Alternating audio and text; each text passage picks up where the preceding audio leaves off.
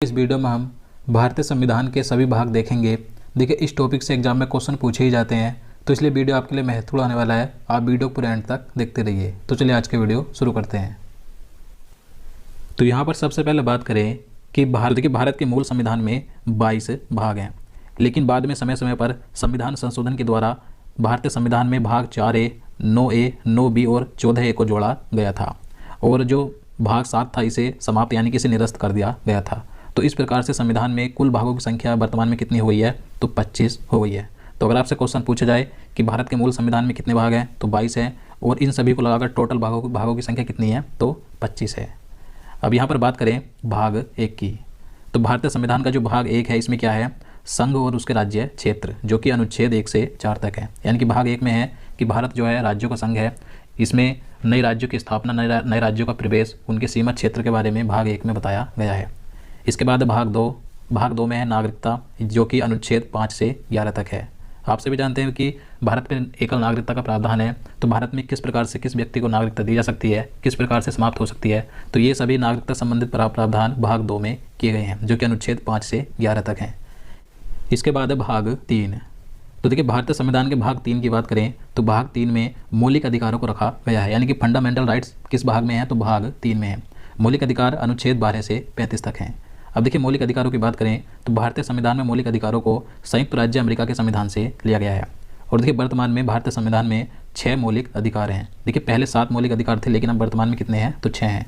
अब जो एक मौलिक अधिकार था, जो कि संपत्ति का अधिकार था, इसे 1978 में 44वें संविधान संशोधन के द्वारा मौलिक अधिकार से हटाकर संपत्ति का अधिकार बना दिया गया था, जिसे कि अनुच्छेद 300 के ए में रखा गया है, तो याद रखना है। इसके बाद है भाग 4।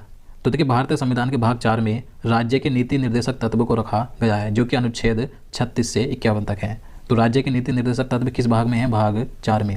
और देखिए, इन्हें भारतीय संविधान में कहाँ से लिया गया है, यानी कि राज्य के नीति निर्देशक तत्वों को किस देश के संविधान से लिया गया है? तो इन्हें आयरलैंड के संविधान से लिया गया है।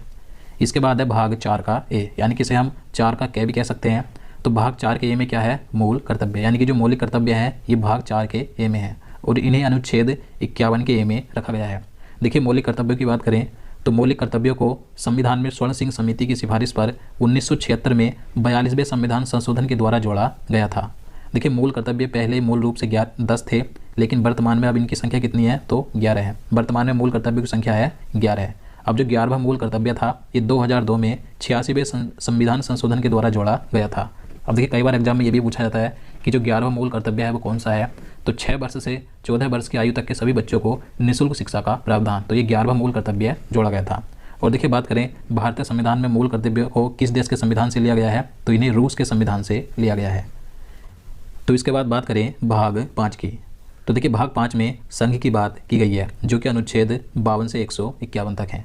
तो देखिए, भाग 5 में संघ की बात हुई है, यानी कि इसमें केंद्र की बात की गई है, केंद्र सरकार की, कि किस प्रकार से केंद्र सरकार देश को चलाएगी, इसमें कौन कौन मुख्य पद होंगे। तो देखिए, केंद्र की बात करें तो इसमें एक कार्यपालिका होगी जिसमें राष्ट्रपति और उपराष्ट्रपति होंगे, और इसमें एक प्रधानमंत्री होगा जिसकी एक मंत्री परिषद होगी, महान्यायवादी होगा, और एक संसद होगी।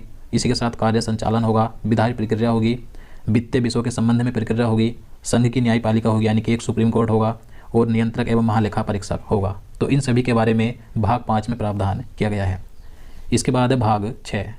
तो देखिए, भाग 6 में राज्य की बात हुई है, जो कि अनुच्छेद 152 से 237 तक है। भाग 6 में राज्य की बात करें तो इसमें देखिए, राज्य के विधानमंडल की बात की गई है, राज्य के राज्यपाल, मुख्यमंत्री, मुख्यमंत्री की मंत्रिपरिषद, और हाईकोर्ट की बात हुई है, महाधिवक्ता। तो इन सभी के बारे में भाग 6 में प्रावधान किए गए हैं, जो कि अनुच्छेद 152 से 237 तक हैं। इसके बाद भाग 7। तो देखिए, जो भाग 7 है इसे 7वें संविधान संशोधन अधिनियम के द्वारा 1956 में निरस्त कर दिया गया था, जो कि अनुच्छेद 238 था इसमें। तो जो भाग 7 है इसे समाप्त कर दिया गया है। इसके बाद है भाग 8। तो देखिए, भाग 8 में संघ राज्य क्षेत्र का प्रावधान किया गया है, यानी कि जो केंद्र शासित प्रदेश है तो उनके प्रशासन के बारे में प्रावधान भाग 8 में किए गए हैं, जो कि अनुच्छेद 239 से 242 तक हैं। इसके बाद है भाग 9। तो देखिए, भाग 9 महत्वपूर्ण है, ये कई बार एग्जाम में पूछा जाता है। तो भाग 9 में क्या है? पंचायत, यानी कि भाग 9 पंचायत राज व्यवस्था से संबंधित है, जिसका प्रावधान अनुच्छेद 243 से 243 ओ तक किया गया है। देखिए, भाग 9 यानी कि पंचायत राज व्यवस्था को 73वें संविधान संशोधन के द्वारा 1992 में जोड़ा गया था, तो याद रखना है, यहाँ से क्वेश्चन कई बार पूछा जाता है। इसके बाद है भाग 9 का ए, यानी कि 9 का कै। तो देखिए भाग 9 के ए में क्या है, नगर पालिकाएँ, यानी कि भाग 9 का ए नगर पालिकाओं से संबंधित है, जिसका संबंध अनुच्छेद 243 के पी से 243 के जेड तक है। देखिए भाग 9 के ए को संविधान में 74वें संशोधन अधिनियम 1993 द्वारा जोड़ा गया था। अब इसके बाद है भाग 9 का बी, यानी कि 9 का ख। तो देखिए भाग 9 का बी ये सहकारी समितियों से संबंधित है, जिसका संबंध भी अनुच्छेद 243 से है।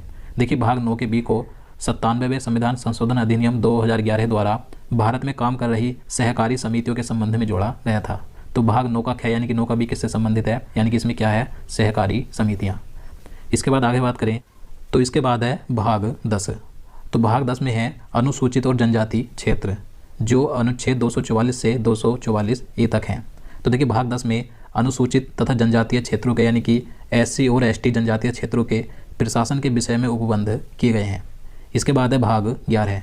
तो देखिए भाग 11 में है संघ और राज्यों के बीच संबंध, जो कि अनुच्छेद 245 से 263 तक हैं। तो भाग 11 में है संघ और राज्यों के बीच संबंध। देखिए इसमें संसद द्वारा और राज्यों के विधानमंडलों द्वारा बनाई गई शक्तियों का विवरण किया गया है।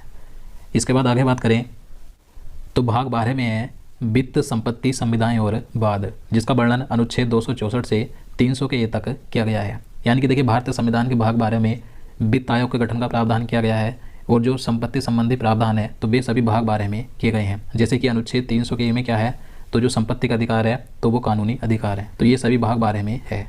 इसके बाद है भाग 13। तो देखिए भाग 13 में भारत के राज्य के भीतर व्यापार, वाणिज्य और समागम, तो ये सभी प्रावधान अनुच्छेद 301 से 307 तक भाग 13 में किए गए हैं। इसके बाद है भाग 14। तो देखिए भाग 14 में संघ और राज्यों के अधीन सेवाएं का प्रावधान किया गया है, यानी कि जो केंद्र में और राज्यों में अधिकारी अपनी सेवाएं देते हैं तो उनका प्रावधान भाग 14 में किया गया है, जो अनुच्छेद 308 से 323 तक है। इसके बाद है भाग 14 का ए। तो भाग 14 के ए में क्या है, अधिकरण, जो अनुच्छेद 323 ए से 323 बी तक है। अब इसके बाद है भाग 15। तो देखिए भाग 15 महत्वपूर्ण है, ये कई बार पूछा जाता है। तो भाग 15 में क्या है, निर्वाचन, यानी कि निर्वाचन आयोग का गठन का प्रावधान भाग 15 में किया गया है। जितने भी निर्वाचन संबंधी प्रावधान किए गए हैं भारतीय संविधान में तो वे सभी भाग 15 में हैं, जिनका वर्णन अनुच्छेद 324 से 329 के ए तक किया गया है। इसके बाद है भाग 16। तो देखिए भाग 16 में है कुछ वर्गों के लिए विशेष उपबंध संबंध, तो ये प्रावधान भाग 16 में किए गए हैं, जो अनुच्छेद 330 से 342 तक है। इसके बाद आगे बात करें तो इसके बाद है भाग 17।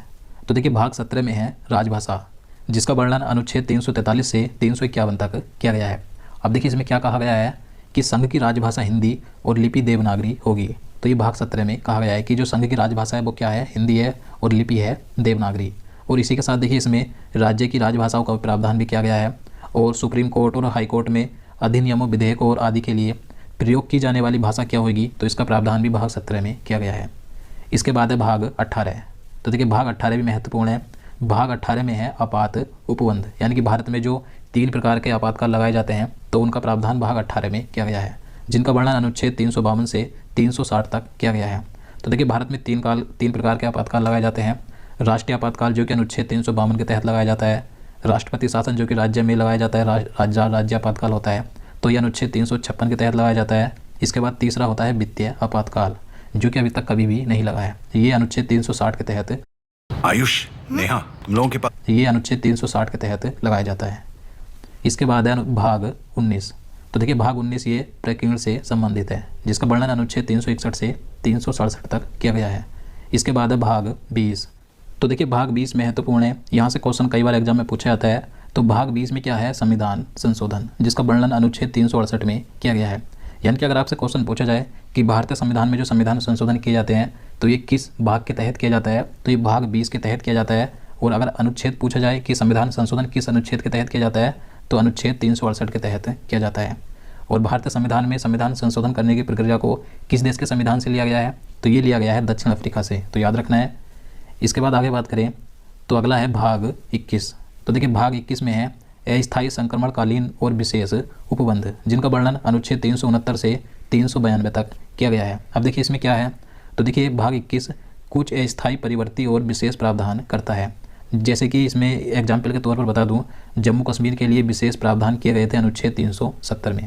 तो इस प्रकार के जो अस्थायी परिवर्ती और विशेष प्रावधान है उनका वर्णन भाग 21 में किया गया है।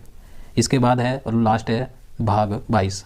तो देखिए भाग 22 की बात करें तो इसमें क्या है, संक्षिप्त नाम, प्रारंभ, हिंदी में प्राधिकृत पाठ और निरसन, जिनका वर्णन अनुच्छेद 393 से 395 तक किया गया है। अब देखिए भाग 22 में क्या है मैं आपको बता दूं। तो देखिए इसमें सबसे पहले है संविधान का संक्षिप्त नाम क्या होगा। तो संविधान का संक्षिप्त नाम क्या है, भारतीय संविधान। और इसी प्रकार से आगे है संविधान जो भारतीय संविधान है ये कब लागू होगा। तो आप सभी जानते हैं 26 जनवरी 1950 को भारतीय संविधान लागू हुआ था। और जो भारतीय संविधान था ये शुरुआत में इंग्लिश भाषा में लिखा गया था। 1987 में इसे हिंदी भाषा में रूपांतरित किया गया था। इसी के साथ देखिए संविधान लागू होते ही जो संविधान लागू होने से पहले के जो सभी अधिनियम थे वे सभी निरस्त